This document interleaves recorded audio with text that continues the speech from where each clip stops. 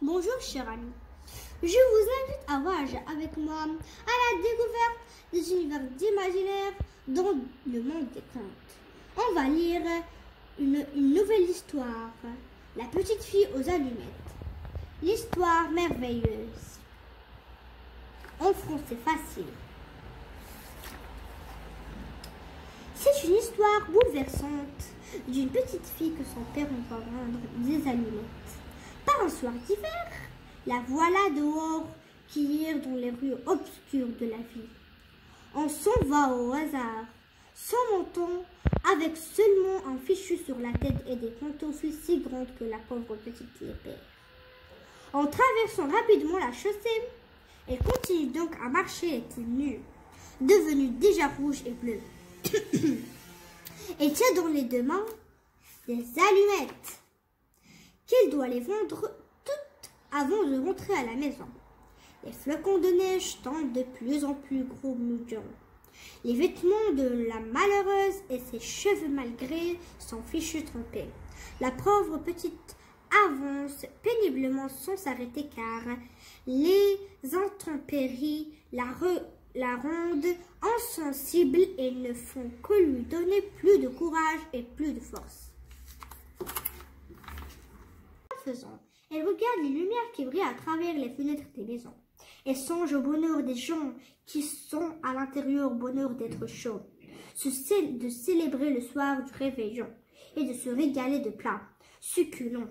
C'est la veille du jour de l'an, se dit-elle tristement. Ils ont de la chance de faire la fête et de manger à leur faim. Elle voit une table garnie de 1000 plats gourmands et délicieux, une dinde rôtie et des bougies qui illuminent le tout. Elle arrive même à sentir des odeurs appétissantes qui lui chatouillent agréablement les narines. Après ce beau rêve, elle revient sur terre, elle retrouve la douloureuse réalité. Alors elle choisit un coin entre les maisons et s'assoit épuisée, les jambes repliées sous sa robe mouillée et les pieds nus et gelés à même le sol glacial. Elle grelotte de froid et pense à sa maison où il fait aussi froid.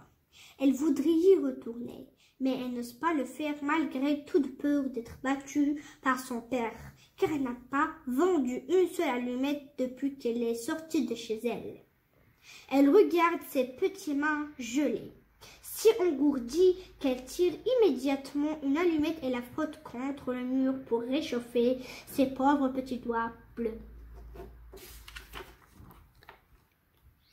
Aussi l'allumette brûle et une petite flamme éclaire son visage, faisant apparaître des petits yeux pétillants, puis poursuivent son imagination débordante, propre aux enfants, et se voit assise devant un grand poêle dégageant une si grande chaleur qu'elle la ressent et étend déjà ses jambes comme pour les réchauffer.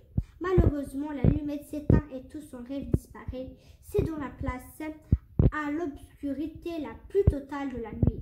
Elle frotte vite une deuxième allumette qui éclaire aussitôt une partie du mur contre lequel elle est appuyée et voilà qu'elle se remet à donner libre cours à son imagination grandissante. Maintenant, elle croit apercevoir l'intérieur d'une salle à manger au trône, une table toute garnie, des plats variés et joliment présentés, disposés sur une jolie nappe blanche, une croustillante dinde rôtie, des desserts de tout genre, le tout éclairé par de grandes bougies, mais hélas, son rêve ne dure pas longtemps. L'allumette s'éteint et le mur sombre et triste réapparaît aussitôt. Alors la pauvre petite allumette vit une autre allumette et se voit cette fois-ci assise devant un sapin de Noël immense, plus grand et plus beau que tout ce qu'elle a déjà vu dans les plus belles vitrines de la ville. Les branches brillent de 1000 feux ornés de boules multicolores de bougies illuminées. Et au sommet de l'arbre, une grosse et merveilleuse étoile scintille, éclairant le sapin entier. Poursuivant son rêve, elle lève la tête et voit des milliers d'étoiles qui illuminent le ciel obscur.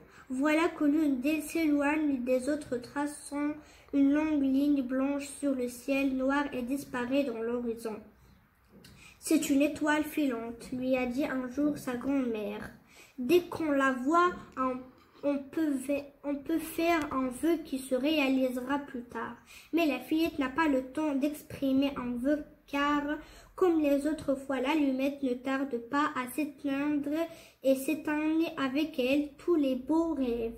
Prenons goût au jeu d'imagination comme tous les enfants. La petite fille frotte immédiatement une allumette contre le mur et la voilà entourée d'une lueur magique, apercevant sa grand-mère décédée au milieu d'un léger nuage blanc qui flotte dans l'air. Peu à peu, le visage de la grand-mère apparaît de plus en plus net, exprimant le bonheur et la joie. Grand-mère supplie la pauvre petite, prends-moi avec toi, ne pars pas, l'allumette va bientôt s'éteindre. Tout à coup, une idée géniale lui traverse l'esprit. Elle frotte cette fois toutes les allumettes qui lui restent. Une lumière féerique extraordinaire. La fillette se sent alors en plein jour, admirant sa chère grand-mère qui lentement s'approche d'elle, qui lentement s'approche d'elle et la prend dans ses bras. Alors la pauvre petite éprouve un bien-être indescriptible. Elle n'a plus froid, elle n'a plus faim, elle oublie le poêle et sa chaleur, elle oublie la dinde rôtie, le magnifique sapin de Noël. Elle est tout simplement heureuse jusqu'au moment où s'éteignent toutes ces allumettes l'une après l'autre et notre pauvre enfant désespéré, épuisé, s'allonge péniblement sur le sol à demi inconsciente.